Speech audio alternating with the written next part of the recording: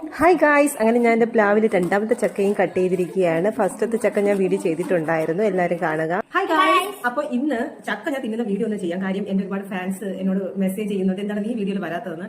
അപ്പൊ എനിക്ക് ഒരാളൊന്നുമില്ല, 2 നേരമൊക്കെ പറഞ്ഞു കേട്ടോ. ഒരാൾ. അപ്പൊ എനിക്ക് വീഡിയോയിൽ വരാനുള്ള ഒരു കോൺഫിഡന്റ് ഉണ്ടായില്ല, അതാണ് ശരിക്കും സത്യം.